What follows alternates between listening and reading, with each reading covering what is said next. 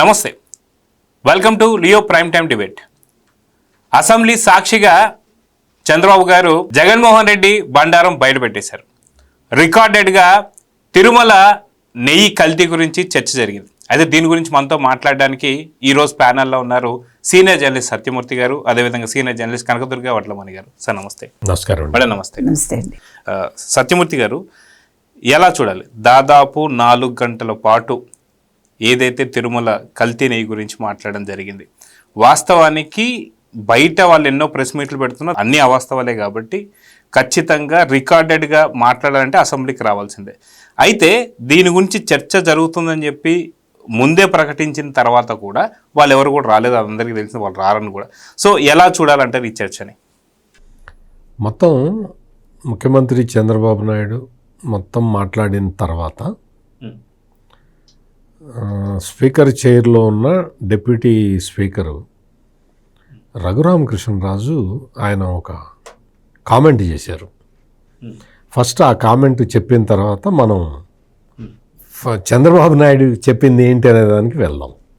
Deputy speaker Raghuramakrishnaraju ఏం చెప్పాడు అంటే, అయ్యా ముఖ్యమంత్రి గారు, మీరు అర్థం కాని వాళ్ళకి అర్థమయ్యేలాగా చెప్పారు, సగం సగం అర్థమైన వాళ్ళకి పూర్తిగా అర్థమయ్యేలాగా చెప్పారు, అందుకు మీకు ధన్యవాదాలు అని చెప్పాడు. రఘురామకృష్ణరాజు చేసిన ఈ కామెంట్ మాత్రం నాకు బాగా నచ్చింది. చాలామంది సగం సగం అర్థమైన వాళ్ళు వచ్చి మాట్లాడటం మొదలుపెట్టారు. ఈ తిరుపతి లడ్డు గురించి వాళ్ళు వాస్తవాలు తెలుసుకోకుండా వచ్చి ఎవడికి ఇష్టం వచ్చిందో వాడు మాట్లాడటం, ఎవడికి ఇష్టం వచ్చింది వాడు మాట్లాడినా పర్వాలా. ఈ జగన్మోహన్ రెడ్డి చెప్పిన పాయింట్లు ప్రాపగేట్ చేయటానికి ఈ మేధావుల పేరుతో, వాళ్ళ పార్టీ అధికార ప్రతినిధుల పేరుతో వీళ్ళందరూ తయారైపోయారు. ప్రొఫెసర్ల పేర్లతో, జర్నలిస్టుల పేర్లతో. ఒకటి కాదు దరిద్రం. వీళ్ళందరూ వచ్చేసి వీళ్ళందరూ నువ్వు ఏం చెప్పదలుచుకున్నావు, వాట్ ఈజ్ యువర్ పర్పస్? ఇప్పుడు అదే క్వశ్చన్ మీరు నన్ను అడిగారు అనుకో, నా పర్పస్ ఏంటి అంటే తిరుపతి లడ్డులో కల్తీ జరిగింది, కల్తీ జరగకుండా చూడాల్సిన బాధ్యత రాష్ట్ర ప్రభుత్వం మీద ఉంది, తిరుమల తిరుపతి దేవస్థానం మీద ఉంది. నాకు కావాల్సింది హిందూ మతం మీద కుట్రలు జరగకుండా ఉండాలి. ఎవడైతే కల్తీ చేశాడో వాడికి శిక్ష పడాలి. ఇది ఐఎమ్ వెరీ క్లియర్. వెంకటేశ్వర స్వామి లడ్డూలో కల్తీ జరిగినా పర్వాలేదు, మా జగన్మోహన్ రెడ్డి సేఫ్గా ఉండాలి.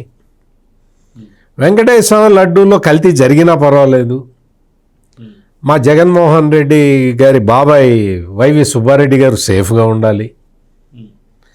వెంకటేశ్వర స్వామి ఎట్లా పోయినా పర్వాలేదు, మా వియ్యంకుడు వరుస అయ్యే భూమన కరుణాకర్ రెడ్డి గారు చాలా సుఖ సంతోషాలతో ఉండాలి అని కోరుకునేంత నీచుణ్ణి నేనైతే కాదు. అందుకనే మనం తిరుపతి లడ్డూలో వాడిన నెయ్యి కాదు, ఒక సింథటిక్ నెయ్యి, ఎమల్షన్. అది అటువంటి నెయ్యి వాడారు అని తెలిసిన తర్వాత క్లియర్ కట్గా ఈరోజు అసెంబ్లీలో చంద్రబాబు నాయుడు కూడా క్లియర్ కట్గా ఆయన చెప్పిన విషయం ఏంటి అంటే, ఈ డిటర్జెంట్లలో వాడే లప్సా కెమికల్ ఇందులో కలిసింది అని ఆయన క్లియర్ కట్గా చెప్పాడు. సార్, ఇప్పుడు అసెంబ్లీలో చెప్తున్నారు అంటే అది కంప్లీట్గా రికార్డెడే, దాన్ని తొలగిస్తానికి కూడా ఏది ఉండదు. కాబట్టి ఇంత పక్కాగా మాట్లాడుతుంటే కంప్లీట్ ఆధారాలు ఉండబట్టే మాట్లాడతారు కదా సార్. సో దీనిపైన గత నుంచి కూడా వాళ్ళు ఖండిస్తూ వస్తున్నారు, కానీ వాళ్ళు ఎక్కడ కూడా ఆధారాలు చూపిస్తారు. సో ఈరోజు అసెంబ్లీలో మాట్లాడారంటే పర్ఫెక్ట్ రికార్డెడ్ అని చెప్పి అనుకోవచ్చు అంటారా? అసెంబ్లీలో మామూలుగా అయితే వాస్తవాలే చెప్తారు, ఆన్ రికార్డు చెప్తారు. అబద్ధాలు చెప్పరా అంటే, అబద్ధం అన్న పదమే అన్పార్లమెంటరీ.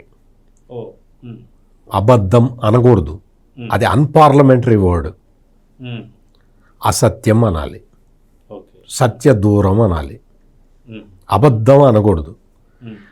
ఇక్కడ ముఖ్యమంత్రి చంద్రబాబు నాయుడు ఆధారాలతో సహా రిపోర్ట్లతో సహా ఏమున్నది అందులో సిబిఐ ఛార్జ్షీట్లో ఏమున్నది అనేది క్లియర్ కట్గా కళ్ళకు కట్టినట్టు ఆయన చూపించి స్లైడ్ షో కూడా వేసి చూపించాడు. It is clear.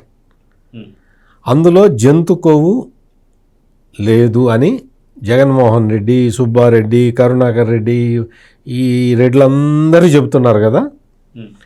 మోనోగ్లిజరైడ్స్ దేని నుంచి, జంతువుల నుంచి అయినా తయారు చేయొచ్చు, మొక్కల నుంచి అయినా తయారు చేయొచ్చు. మోనోగ్లిజరైడ్స్ కలిసి ఉన్నాయి ఇందులో అని. ఎసిటిక్ యాసిడ్, ఈస్టర్, అది కూడా జంతువుల నుంచి వచ్చేదే, అది కూడా ఉన్నది. ఇవన్నీ క్లియర్ కట్గా ఆయన చెప్పాడు. ఇప్పుడు మనం ఆలోచించాల్సింది ఏంటి అంటే, జగద్రక్షక గోవిందానా, జగన్ రక్షక గోవిందానా? అంటే 2019-24 దాకా జగన్ రక్షక గోవిందనే జరిగింది సార్. ఇప్పుడు దాని నుంచి మనం బయటపడాలి.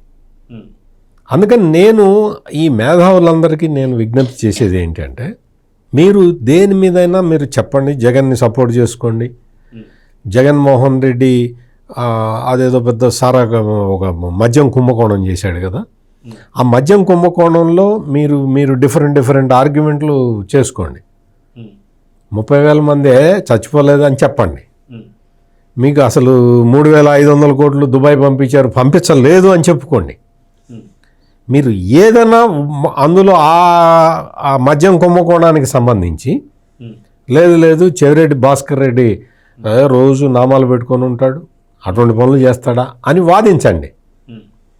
కసిరెడ్డి తెలుగుదేశం అతనే అని చెప్పుకోండి. ఆ దరిద్రపు రాజకీయాలు తీసుకొచ్చి వెంకటేశ్వర స్వామి విషయంలో కూడా మాట్లాడతారేంటి? మీకు రాజకీయం వెంకటేశ్వర స్వామి విషయంలో మీకు జంతువుల కొవ్వు కలిసి ఉన్నది అని చెప్పితే మా మనోభావాలు దెబ్బతిన్నాయన్న ఆర్గ్యుమెంట్ తెస్తున్నారే, మరి కలిపితే మీ మనోభావాలు దెబ్బతినలేదా? అంటే కలిపితే తిన్నా సరే దెబ్బతినంది, చెబితే దెబ్బతి ఇటువంటి కాదు సార్, వాళ్ళు క్రిస్టియన్స్ కదా, అందుకని చెప్తే కష్టము. ఇటువంటి ఎదవ లాజికల్ అని చెప్పుకుంటూ మీరు జగన్మోహన్ రెడ్డిని ప్రొటెక్ట్ చెయ్యలేరు. ఎందుకు అంటే జగన్మోహన్ రెడ్డి తన మతం ఏంటో తను క్లియర్ కట్గా చెప్పాడు. ఇంకొకటి నాకు అంటే కొంచెం మీరు ఇచ్చిన టాపిక్ నుంచి కొంచెం డీవియేట్ అయ్యి ఒక చిన్న విషయం చెప్తా. ఒక అతను కొంచెం గడ్డం ఉన్నది, కొంచెం బొట్టు అది పెట్టుకొని ఉన్నాడు, సాధువులాగా కనపడుతూ ఉన్నాడు.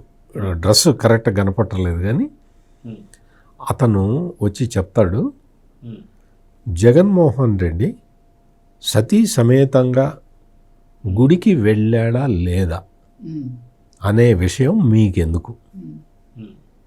మీకు అవసరమా? జగన్మోహన్ రెడ్డి సింగిల్గా వెళ్తాడు. జగన్మోహన్ రెడ్డి సతీమణి గుడికి రాదు.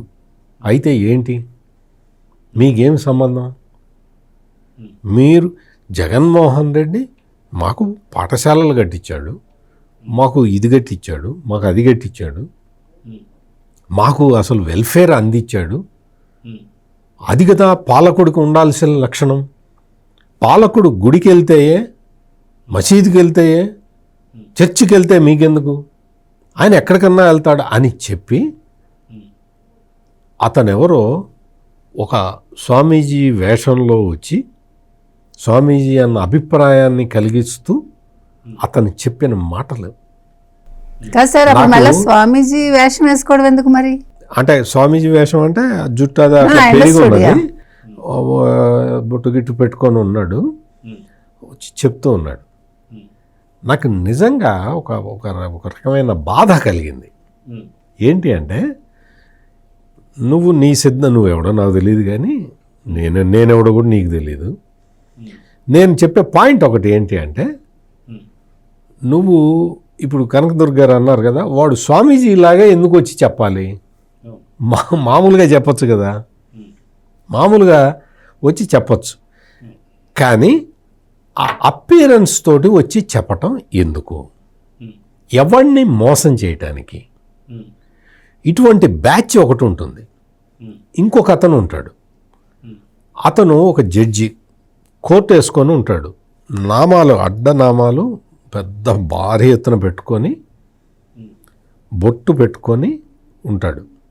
అతను అడ్వకేట్ డ్రెస్సులో ఉంటాడు.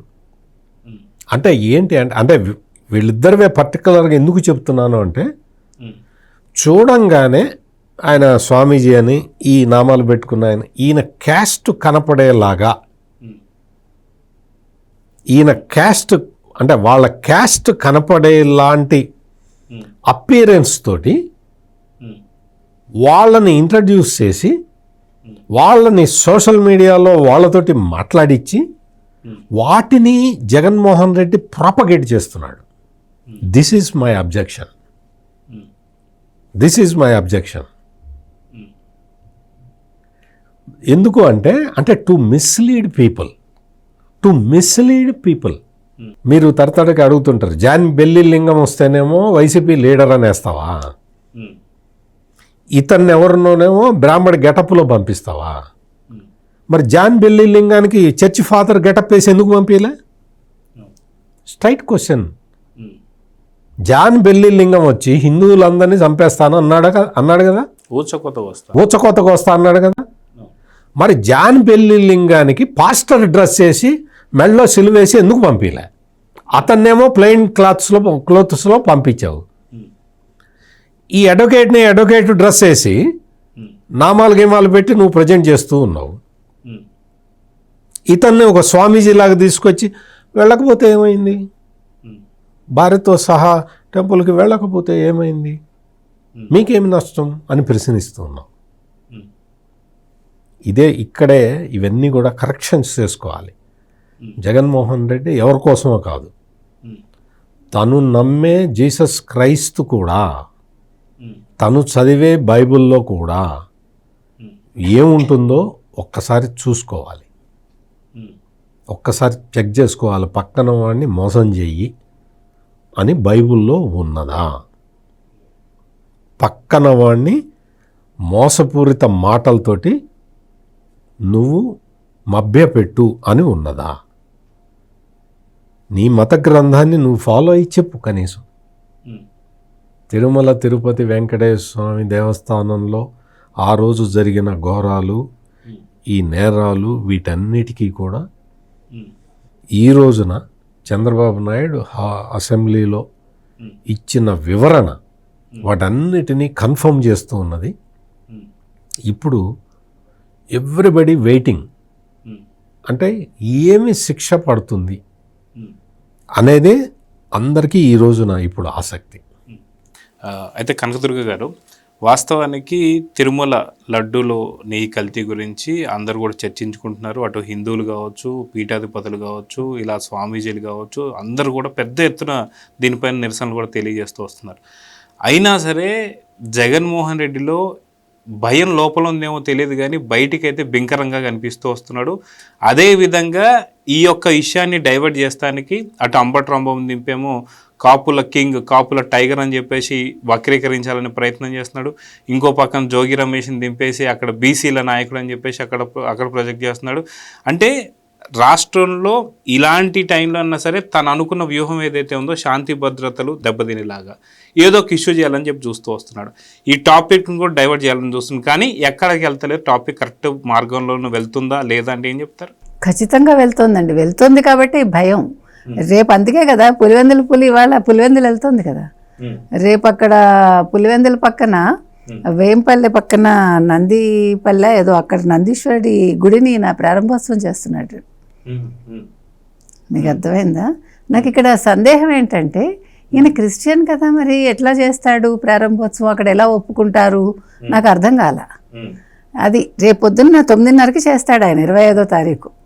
ఇవాళ ఆయన పాపం ఆయన వాడక తప్పకుండా మంగళవారమే వెళ్తున్నాడు పులివెందులకి. తర్వాత మళ్ళీ ఎల్లుండ బ్యాక్ టు పెవిలియన్ అన్నమాట. అంటే నేను అనేది ఏంటంటే, మీరు అన్నారు కదా బింకంగా ఉన్నాడని, పైకి బింకంగానే ఉన్నారు వీళ్ళందరూ, కానీ లోపల మీకు ఆ సినిమా ఉంది చూడండి, అదేంటది శృతి హాసన్, అసలు ఇక్కడ రేసు గుర్రంలో కందదు కుందదు అలా ఉన్నారు వీళ్ళందరూ, కానీ లోపల హడిలు చచ్చిపోతున్నారు. ఇప్పుడు అందులో ఏమైందంటే సుప్రీంకోర్టు నిన్న ఏకసభ్య కమిషన్కి అప్రూవల్ ఇచ్చేసింది. ప్రభుత్వానికి ఏమీ సంబంధం లేదు, ప్రభుత్వం ఇందులో జోక్యం చేసుకోదు అని కొట్టిపడేసింది సుబ్రహ్మణ్య స్వామిని. ఈ సుబ్రహ్మణ్య స్వామి ఎలాంటి వాడు, పోయి సుబ్రహ్మణ్య స్వామితో చేత వేయించేటువంటి బుద్ధి లేకపోతే వైసీపీ వాళ్ళకి. మీకు గుర్తుంది, ఆయనకి మతి కూడా భ్రమించింది ఆ మధ్యన. ఒక పెళ్ళికెళ్ళి మంగళసూత్రం ఇస్తారు కదా, ఇట్లాగా యాక్చువల్గా ఆడవాళ్ళకి చూపిస్తారు. ఈయన వెళ్ళి ఆ తాళి తీసుకుని ఆ పెళ్లి కూతురు కట్టబోయాడు. అంటే పిచ్చాళ్ళని తీసుకెళ్ళి కోర్టులో కేసులు వేయిస్తున్నారు. అది నేను చెప్పొచ్చేది. అంటే వీళ్ళు ఏ స్థితిలో ఉన్నారు అంటే ఎవరిని పంపిస్తున్నాం అనే అంశం కూడా వాళ్ళకి తెలియట్లా. మీకు అర్థమైందా? అంటే ఎలాగో ఒకలాగా దీన్ని ఆపించేయాలి. ఇందాక మీరు అన్నారు పైకి బింకంగా ఉన్నారు, ఖచ్చితంగా వాళ్ళందరూ బింకంగా ఉన్నారు. ఇవాళ కేసు ఎంత పెర్ఫెక్ట్గా వెళ్తోందంటే, ఇవాళ 3 గంటల 43 నిమిషాలు అసెంబ్లీలో కల్తీ నెయ్యి మీద 10 మంది మాట్లాడారు. ఎందుకు మాట్లాడాల్సి వచ్చిందంటే, ఇందాక సత్యమూర్తి గారు చెప్పినట్టుగా తెలియని వాళ్ళకి తెలియజెప్పడానికి, సగం తెలిసిన వాళ్ళకి పూర్తిగా చెప్పడానికి, ఈ బుద్ధి లేని వాళ్ళకి మొత్తం అర్థం అవడానికి, వైసీపీ వాళ్ళకి ఆన్ రికార్డ్. ఓకే, 10 మంది మాట్లాడారు. అందరూ కరెక్ట్గా పిన్ పాయింట్గా పాయింట్ వైజ్ 19 నుంచి 24 వరకు ఏం జరిగిందో, తర్వాత వీళ్ళు ఏం యథాపనలు చేస్తారో అది కూడా చెప్పారు. ఇంతకంటే కేసు ఏ రకంగా ముందుకెళ్ళాలండి? ఇంతకంటే ఏ రకంగా వెళ్ళాలి అంటే, మీకు హిందువులంటే ఇంతకుముందు చెప్పుకున్నట్టుగా వీళ్ళకి అందరికీ కూడా ఆదాయ వనరు. హిందూ టెంపుల్స్ ఆదాయ వనరులు వీళ్ళకి దోచుకోవటం తప్ప ఇంకొకటి ఉండదు. వాళ్ళ గుళ్ళు బాగోవాలి, వాళ్ళ చర్చిలు బాగోవాలి, వాళ్ళ దానికి ఎక్కడా ఏది కూడా భంగం కలగకూడదు. కానీ హిందువుల వేషాల్లో వస్తారు. వీళ్ళకి అనుమతి ఇచ్చింది కూడా అప్పట్లో పోప్ ఇచ్చాడు, వాటికన్ నుంచి పోప్ ఇచ్చాడు. మీరు వాళ్ళ ప్రకారమే ఉండి వాళ్ళలాగా సన్యాసి వేషం వేసుకుని, ఒక ఆయన పేరు మర్చిపోయాను, మద్రాసులో తిరిగేవాడు, వీధి తిరిగేవాడు, సన్యాసి వేషం వేసుకుని మత ప్రచారం చేసేవాడు, ఇలాగా మత మార్పిడి చేసేవాడు. అంటే నేను ఎందుకు చెప్తున్నానంటే, మీకు సిగ్గుంటే మీరు ఏ మతం వాళ్ళైనా అవనండి, మీ మత ప్రకారం మీరు చేసుకోండి, ఎవడు కాదండు. కానీ పరాయి మతాన్ని అనుకరిస్తూ మీరు వాళ్ళ డబ్బులు దోచుకుంటూ మళ్ళీ మేము చాలా సచ్చీలు, మేమేమీ తప్పు చేయలేదు, అసలు తప్పే లేకపోతే ఇవాళ చంద్రబాబు నాయుడు గారు ఏం చెప్పారండి? వీళ్ళందరూ ఏమన్నారు? ఇందాక సత్యమూర్తి గారు చెప్పినట్టుగా, అసలు మీరు ఎలాగా ముఖ్యమంత్రి హోదాలో జంతు కొవ్వు కలిసిందని అడిగారు కదా, ఇందాక క్లియర్గా వారు చెప్పారు. NDDB రిపోర్ట్ ప్రకారం నేను చెప్పాది, నా సొంత మాటలు కాదు. దానికి వివరణ సార్ కూడా ఇచ్చారు సత్యమూర్తి గారు. అంటే ఎంత క్లియర్గా, అదే పవన్ కళ్యాణ్ కూడా చెప్పారు. అంటే మనం మాట్లాడకూడదు, మీకు ముఖ్యమంత్రి మాట్లాడకూడదు కల్తీ జరిగిందని, ఉప ముఖ్యమంత్రి మాట్లాడకూడదు, మిగతా మంత్రులు మాట్లాడకూడదు, కానీ వాళ్ళు తప్పు చేసేస్తారు. మీరు ఆ తప్పును ప్రజల ముందు పెట్టకూడదు. వాళ్ళు ఎన్ని వేల కోట్లు తినేసినా మనం నోరు మూసుకుని ఉండాలి, ప్రజలకు రోగాలు వచ్చినా మనం నోరు మూసుకుని ఉండాలి. అది వాళ్ళు చెప్తున్న సూక్తి అనమాట. అసలు మీరు క్రిస్టియన్స్ని ఎందుకు పెట్టారు, దానికి ఆన్సర్ ఇవ్వండి జగన్మోహన్ రెడ్డి. ఇవాళ అసలు మీరు తిరుమల తిరుపతి దేవస్థానంలో క్రిస్టియన్స్ని ఎందుకు పెట్టారు, ఒక చైర్మన్గా క్రిస్టియన్ ఎందుకు పెట్టారు, దీనికి చెప్పండి ముందు సమాధానం. దానికి సమాధానం ఇచ్చాక మిగతావి మాట్లాడండి. అసలు కరుణాకర్ రెడ్డి ఎవడు? అసలు ఇందాక సత్యమూర్తి గారు ఇంకో పాయింట్ చెప్పారు, వైఎస్ రాజశేఖర్ రెడ్డి టైం నుంచి స్టార్ట్ అయింది. 2007 అండి, 2005 సెప్టెంబర్ 16వ తారీఖున రాజశేఖర్ రెడ్డి ఒక జీవో ఇచ్చాడు, 338 శామ్యూల్ చేత ఇప్పించాడు కదండి, 338 జీవో. ఆ జీవో గురించి కూడా ఈ రోజున చంద్రబాబు నాయుడు హౌస్ లో మాట్లాడారు ఇవాళ. అదేం తెలుసా, దాని మీద ఏం చేశారు తెలుసా అండి వైసీపీ వాళ్ళు? 2 కొండలు కాదు 7 కొండలని చంద్రబాబు నాయుడు గారు అంటే, దాన్ని వక్రీకరించి ఈయన 2 కొండలే అన్నారని ఇటీవల అదొకటి లేవనెత్తారు. దాని మీద ఇవాళ ఆయన మొత్తం వివరణ ఇచ్చారు. అంటే ఇవాళ ఆయన ఒకటే చెప్పారు చంద్రబాబు నాయుడు గారు, వెంకటేశ్వర స్వామి మా కులదైవం, నేను వెంకటేశ్వర స్వామి దగ్గరే ఏదున్నా కూడా నా కష్టం చెప్పుకుంటా, మొరపెట్టుకుంటా, ఈవెన్ ఆంధ్రప్రదేశ్ ప్రజల కోసం కూడా నేను వారినే అడుగుతాను, దర్శనానికి ఈ రోజు కూడా నేను క్యూలోనే వెళ్ళి దర్శించుకుంటానని చెప్పారు. అంటే ఈయన భక్తిని కూడా వాళ్ళు శంకించారు. అది నేను చెప్తున్నా. అంటే వాళ్ళు ఎంత దిగజారారు. మనం ఏ రోజైనా జగన్మోహన్ రెడ్డి భక్తిని శంకించామండి? నువ్వు నిజమైన క్రిస్టియన్వా కాదా మనం ప్రశ్నించామా? నువ్వు నీ అవసరానికి క్రిస్టియన్గా ఉండి హిందువుగా మారి మళ్ళా క్రిస్టియన్ అయ్యి, నేనేమో 4 గోళ్ల మధ్య బైబిల్ చదువుతానంటావు, బయటకు వచ్చాక నాకు మానవత్వం అంటావు. నీ మానవత్వం మంట కలిసింది ఈరోజు, నీ మానవత్వం మంట కలిసే ఇవాళ ఇంతమంది చచ్చిపోయారు. నీ మానవత్వం వల్ల ఇవాళ కల్తీ లడ్డు విషయం వచ్చింది. ఇదా మానవత్వం అంటే? దేవుడిని అడ్డు పెట్టుకుని, అంటే హిందూ దేవుళ్ళు అంటే మీకు వేళాకోళం, హిందూ దేవుళ్ళు అంటే మీకు అసలు ఏది లెక్కలేదు. అంటే వెంకటేశ్వర స్వామిని దోచుకోవాలని అసలు మీకు ఏ క్రిస్టియన్ సంస్థలు చెప్పాయో అది కూడా బయటకు తీయండి. ఇవాళ అది కూడా నేను అడుగుతున్నానండి. ఇవాళ జగన్మోహన్ రెడ్డి ఇంత పోరాటం చేస్తున్నాడు, చేయగలుగుతున్నాడు అంటే ఎన్ని సంస్థలు ఈయన వెనకాల ఉన్నాయి, ఎవరు వాళ్ళు, అది కూడా మీరు బయటకు తీయండి, తప్పులేదు. మీరు అనుమానించడం మొదలు పెడితే ప్రతిదీ అనుమానించి తీరాలి. ఇవాళ హిందువులు అంటే చేతకాని వాళ్ళు కాదు. ప్రభుత్వం ఎక్కడ తప్పు జరిగినా, ఏ మతంలో జరిగినా ఇదే విధంగా వాళ్ళు రెస్పాండ్ అవుతారు. ఇక్కడ చంద్రబాబు నాయుడు గారు ఒక హిందువు కాబట్టి, లేకపోతే వెంకటేశ్వర స్వామి భక్తుడు కాబట్టి కాదు.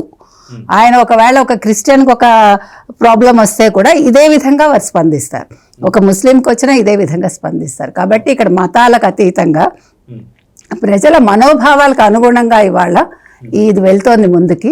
ఇందులో ఎక్కడా కూడా ఇంకా ఇప్పుడు ఇంతకంటే ట్రాన్స్పరెన్సీ లేదండి. ఇంతకంటే అసలు విచారణ ముందుకెళ్ళడం అనేది మనకు తెలియదు. అందుకని ఇవాళ ఒక్కొక్కళ్ళు భయపడుతున్నారు. ఆయన పాపం కడుక్కోవటానికో దేనికో రేపు నందిపల్లి వెళ్తున్నాడు ఎవరు, జగన్మోహన్ రెడ్డి. కాబట్టి మరి ఆ నంది ఆయన కొమ్ములతో తీసుకెళ్లి జైల్లో పడేస్తాడా ఏంటో మనం వెయిట్ చేసి చూద్దాం. అయితే సత్యమూర్తి గారు, ఇంకొక ఇదేంటండి, మీరు నెక్స్ట్ క్వశ్చన్ అడగబోయే ముందర ఇంకొక యూట్యూబర్ని వీళ్ళు ప్రయోగిస్తున్నారు. ఆడెవడో పిల్లగాడు ఆడొచ్చి చెప్తాడు, వెంకటాయపాలెంలో వెంకటేశ్వర స్వామి గుడి కట్టింది మా జగనన్న అని చెప్తున్నాడు. మొత్తం దేశం మొత్తంలో 500 గుళ్ళు కట్టించింది మా జగనన్న. ఎవరి డబ్బుతోటండి? ముందు డబ్బు ఎవరితో కూడా కనుక్కోండి. కనీసం ఆ అక్రమాస్తుల కేసుల్లో డబ్బులు కూడా కాదు, అన్ని టీటీ డబ్బులు. ఇంకోటి ఏంటంటే వెంకటాయపాలెంలో టెంపుల్ కన్స్ట్రక్షన్కి ఎవరు అసలు, దానికి ఆద్యుడు ఎవరు, అక్కడ దేవాలయం ఉండాలి అని చెప్పింది ఎవరు, దానికి ల్యాండ్ కేటాయించింది ఎవరు, దాన్ని కట్టడం మొదలుపెట్టింది ఎవరు, తెలుసుకొని మాట్లాడాలి కదా. నీకు అవన్నీ చేసి నువ్వు అప్పుడు ఏం చేసావు, నువ్వు టెంపుల్ని షింక్ చేసి తగ్గిస్తారు కదా సార్. మొత్తం నీకు అదొక తిరుమల ఎట్లా ఉన్నదో తిరుమలలో రిప్లికాని మనం అమరావతిలో కడదాము అని అనుకున్నారు. తిరుపతిలో ఎట్లా ఉంటుంది, పక్కన టెంపుల్ ఉంటుంది, టెంపుల్ పక్కన కోనేరు ఉంటుంది, 4 మాడవీధులు ఉంటాయి. అట్లా ప్లాన్ చేసి నీకు ల్యాండ్ అలాట్ చేసి అక్కడ కన్స్ట్రక్షన్ మొదలు పెడితే జగన్మోహన్ రెడ్డి వచ్చి అన్నీ తీసేసి ఆ టెంపుల్ని కుదించి చిన్న టెంపుల్ కట్టాడు. లేకపోతే అదొక వెంకటేశ్వర స్వామి ఎక్కడుంటే అక్కడ దివ్యక్షేత్రం, అందులో ఎటువంటి సందేహం లేదు. కానీ నీకు వచ్చే భక్తుడికి ఆ ఫీల్ కలగాలి అంటే ఆ యాంబియన్స్ కూడా అట్లా ఉండాలి. ఆ యాంబియన్స్ మొత్తం చెడగొట్టేసి మీరు అక్కడ ఉత్త గుడి కట్టి ఆ గుడి మా అన్న కట్టాడు, ఆ గుడి మా అన్న కట్టాడు అని చెప్పు, రియల్ ఎస్టేట్ చేసుకోవాలి కదా. నీకు ఎట్లా ఇటువంటి ప్రచారాలతోటి, నేను చెప్తున్నా కదా, ఇటువంటి ప్రచారాలు అంటే ఈ హాఫ్ నాలెడ్జి గాళ్ళతోటి, ఇందాక నేను 2 కేసులు చెప్పి ఇది 3వ కేసు, ఈ హాఫ్ నాలెడ్జి గాళ్ళతోటి నువ్వు ప్రచారం చేసుకుంటే జగన్మోహన్ రెడ్డి నీకు మైనస్ అవుతుంది. నిన్నెవడూ నమ్మడు, నిన్ను మామూలుగానే ఎవరు నమ్మరు. ఈ హాఫ్ నాలెడ్జి గాళ్ళ ప్రచారంతో నువ్వు క్రెడిబిలిటీ సంపాదించుకుందామంటే అది వీలవుతుందా? అందుకని నువ్వు ఇప్పటికైనా, నీకు అసెంబ్లీలో మాట్లాడిన వాళ్ళందరూ కూడా ఎవడు రాజకీయం మాట్లాడలేదండి. అందరూ కూడా ఇప్పటికైనా జగన్మోహన్ రెడ్డి నీ తప్పు ఒప్పుకో, నువ్వు లెంపకాయలు వేసుకో అని చెప్పే అడిగారు. అంటే నీకు జగన్మోహన్ రెడ్డికి ఆ విషయం అన్నా తెలియాలి. ఇంకా వచ్చి వాళ్ళ బాబాయ్ సాక్షాత్తు ఒప్పుకుంటున్నా కానీ లేదు లేదు కల్తీ లేదు, కల్తీ జరగలేదు, కల్తీ జరగలేదు, కల్తీ జరగలేదు. ఇది ఈ జగన్మోహన్ రెడ్డి వైఖరి ఇది. అంటే ఇవాళ అసెంబ్లీలో చంద్రబాబు నాయుడు 2019లో జగన్మోహన్ రెడ్డి రాగానే ఆ టికెట్ల వెనక జెరూసలేం యాత్ర గురించి వేసినవి కూడా ఆయన చూపించాడు. ఆయన అక్కడ మత ప్రచారాలు జరిగాయి, అన్నీ జరిగాయి. సరే, అయితే 2005లో ఇందాక మీరు అన్నట్టు 338 జీవో తీసుకొచ్చింది రాజశేఖర రెడ్డి. దాంట్లో 7 కొండలు కాదు, వెంకటేశ్వర స్వామికి సంబంధించి 2 కొండలు మాత్రం అని చెప్పింది రాజశేఖర రెడ్డి. కానీ అప్పట్లో ఇంత సోషల్ మీడియా కానీ లేదా ఇంత ఏమంటారు ఇన్ని ఛానల్స్ కానీ ఏవీ లేవు. కానీ అప్పుడు జరిగినటువంటి ఒక సంఘటన ఏదైతే ఉందో దాని తర్వాత హిందువులు కావచ్చు, మఠాధిపతులు కావచ్చు, పీఠాధిపతులు కావచ్చు, పెద్ద ఎత్తున నిరసనలు కావచ్చు, ఇవన్నీ జరిగాయి. నారా చంద్రబాబు నాయుడు గారు ఆయన పాదయాత్రగా వెళ్ళి ఆయన క్షమించమని చెప్పి మొక్కున్నారు. ఇవన్నీ జరిగాయి. దాని ప్రభావం అంటే ఇంత పెద్ద ఎత్తున నిరసనలు చూసేసి రాజశేఖర రెడ్డి గారు కూడా భయం వేసి ప్రజల పట్ల 2007లో మళ్ళీ 746 and 747 ఏదైతే ఉందో ఆ జీవో తీసుకొచ్చేసి లేదు అవి 7 కొండలు వెంకటేశ్వర స్వామికి సంబంధించి, అది వెంకటాద్రి కావచ్చు, నీలాద్రి కావచ్చు, ఇలాంటివన్నీ కూడా 7 కొండలు స్వామివారి అని చెప్పారు. కానీ 338ని మూసిపెట్టి 746, 747 గురించి మాట్లాడుతున్నారు అని. అదేవిధంగా మొన్న చెప్పినట్టు విజయసాయి రెడ్డి ఏదైతే ఒక జర్నలిస్ట్ సాయి గురించి అతను కూడా ఏమంటున్నాడంటే అసలుకి వెంకటేశ్వర స్వామికి 7 కొండలు అని చెప్పింది రాజశేఖర రెడ్డి మాత్రమే అని చెప్పేసి, అంటే 2007 కన్నా ముందు 7 కొండల వాడ వెంకటేశ్వర అని చెప్పేసి అనుకున్న నామాలు ఎప్పుడు సార్? 2007 తర్వాత అనుకుంటున్నావా లేకపోతే వందలాది సంవత్సరాల నుంచి అనుకుంటున్నావు అంటే ఏం చెప్తారు సార్? అది ఈయనను వాళ్ళ నాన్న కనిపెట్టారు. GO number 338 dated 16/9/2005. The area under the control of Tirumala Tirupati Devasthanams was declared as the township area of religious importance, which includes the Ghat Road, pathways leading to Tirumala Hills, pathways leading to Tirthams, motorable road from Tirumala to Papa Vinashanam, pathway leading to Balapalli to Tirumala from the beginning of Chittoor district border, the road from the municipal boundary to Kapila Tirtham, the area lying within a distance of 30 meters on either side of each of the above routes from the center of the route, and the area with the radius of 300 meters from each of the Tirthams. నువ్వెవడివా ఈ GO ఇవ్వటానికి? నువ్వెవడివి రాజశేఖర రెడ్డి? నువ్వు ఇచ్చిన జీవోలో 338 GO 16/9/2005లో నువ్వు 2004లో ముఖ్యమంత్రి కాగానే నువ్వు చేసిన మొట్టమొదటి పని ఏంటి? వెంకటేశ్వర స్వామికి బౌండరీలు గీస్తావా? ఆ రోడ్డుట అట వెళ్ళే రోడ్డు ఒక్కటేట వెంకటేశ్వర స్వామిది, మిగిలినవన్నీ ఏళ్ళవి. ఆ కపిల తీర్థం వెళ్ళే రోడ్డు ఒక్కటేట వెంకటేశ్వర స్వామిది, మిగిలిన అటుపక్క ఇటుపక్క వేళవి. ఇది మొత్తం అంటే టౌన్షిప్. అది టౌన్షిప్ పెట్టి ఆ వెంకటేశ్వర స్వామికి టౌన్షిప్. ఇటువంటి దరిద్రపు జీవోని తీసుకొచ్చి 338 జీవో తీసుకొస్తే మొత్తం అప్పట్లో సోషల్ మీడియా లేదు, ఏమీ లేదు కాబట్టి ఎవరికి తెలియదు. తెలిసే టైంకి చాలా లేట్ అయిపోయింది. అప్పటికి 2 సంవత్సరాల పాటు స్వామీజీలు, హిందూ సంఘాలు పోరాటం చేస్తే నీకు 2007లో 746, 747 జీవోలు ఇచ్చి దాన్ని రెక్టిఫై చేశాడు. ఆ రెక్టిఫై చేయటం కూడా ఎట్లా చేశాడో తెలుసా? 246, 247 జీవోల్లో ఏముందంటే 246 జీవోలోనేమో తిరుపతికి రెస్ట్రిక్షన్స్ అట్లాగే ఉన్నాయి. ఈ 2047 జీవోలో ఏముందో తెలుసా? సింహాచలం, కనకదుర్గ, బెజవాడ కనకదుర్గ టెంపుల్, అన్నవరం సత్యనారాయణ స్వామి, ఇది ఈ శ్రీశైలము, వీటికి ఈ ఏరియాల్లో కన్సర్న్ దేవుడికి సంబంధించిన పూజలే జరగాలి, వేరే వాళ్ళవి జరగకూడదు అని ఇచ్చాడు జీవో. ఇంకెవరికి జరుగుతాయి అందులో? అసలు నీ ఉద్దేశం ఏంటి? నువ్వు అటువంటి అంటే నీకు బెజవాడ కనకదుర్గ దగ్గరికి వెళ్ళి యేసుక్రీస్తు పూజలు చేద్దామా? నీ ఉద్దేశం ఏంటి? ప్రస్తావించాల్సిన అవసరం లేదు. అసలు నువ్వెవరివి? ఇక్కడ ఈ పూజలే జరగాలి, ఇక్కడ అభిషేకం జరగాలి, ఇక్కడ లేకపోతే ఇది జరగాలి, నువ్వు ఇదే జరగాలి. నువ్వెవడికి చెప్పటానికి?